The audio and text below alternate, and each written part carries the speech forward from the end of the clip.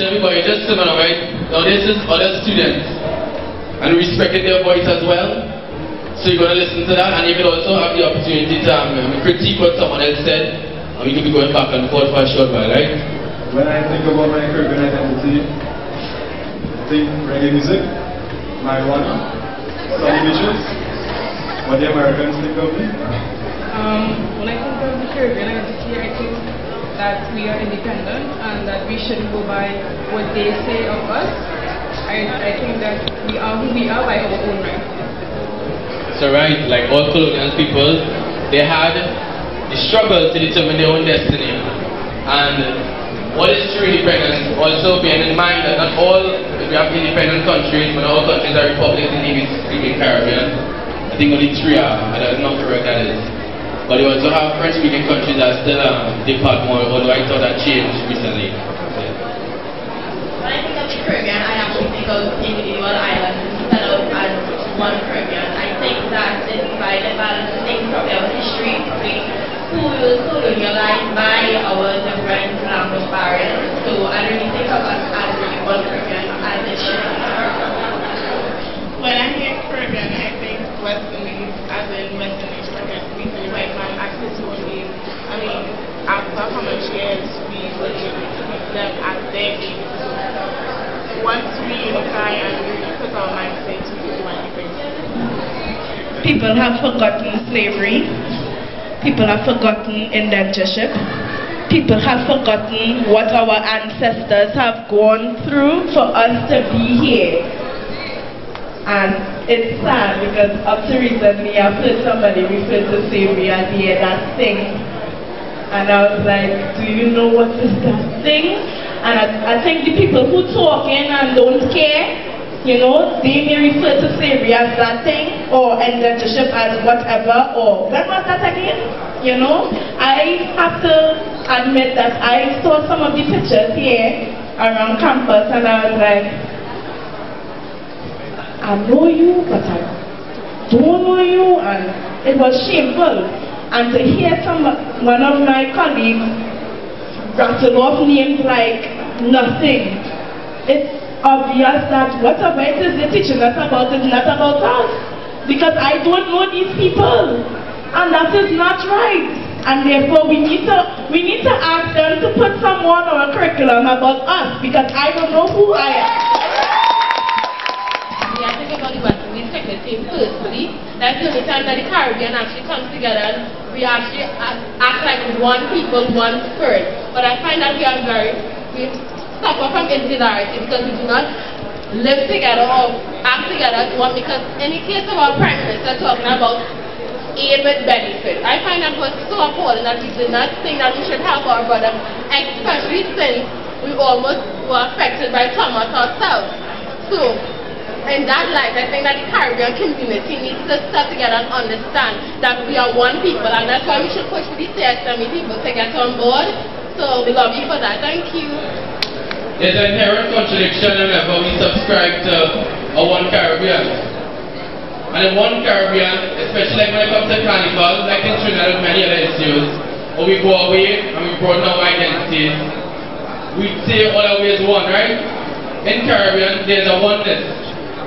But also on the other hand, there's othering.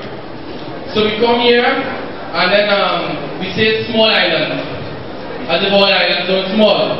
When we come to Universal yesterday, and see my friend here who is swimming come here, Trinidadians don't know the difference between a hop spread and a sunbird.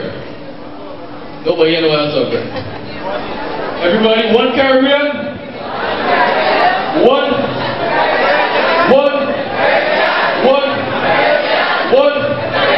Feeling good? I consider myself a feminist. I strongly believe your experience played an integral role in steering you in certain directions. And when I consider my own experience, it's growing up in a single parent home with a strong black woman at the head of that home, they just never steered me in that particular direction. However, I will say this much. Irrespective of what they try to teach me about my role in society or the role that I should play in society, I've always thought of myself and understood things in a different light.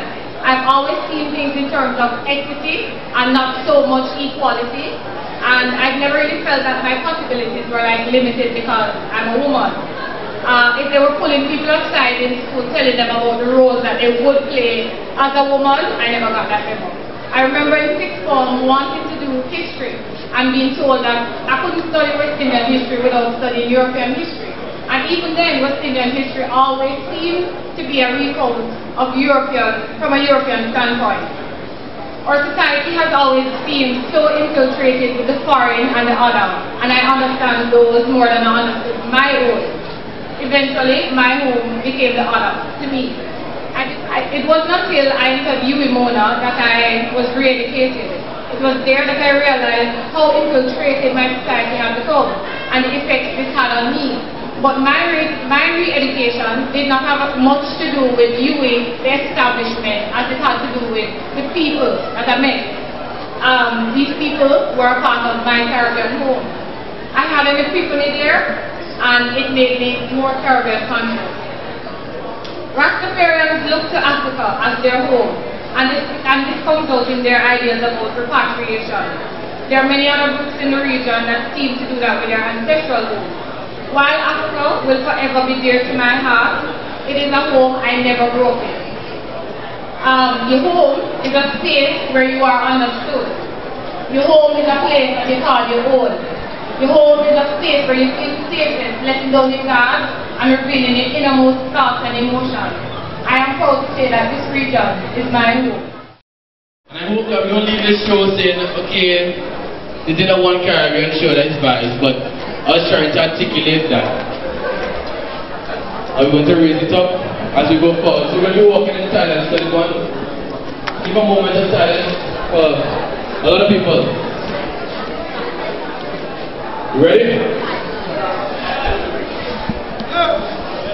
You ready? Yeah. So you're going to stay on the road, no shortcut. You're following us and following the banner. Respect.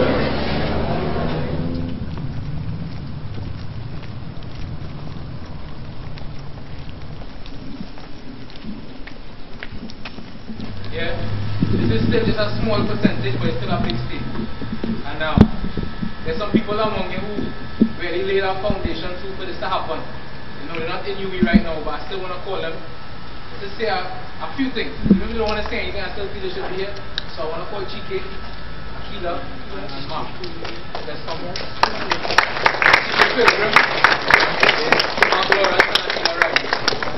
And it's real happy to see everybody here.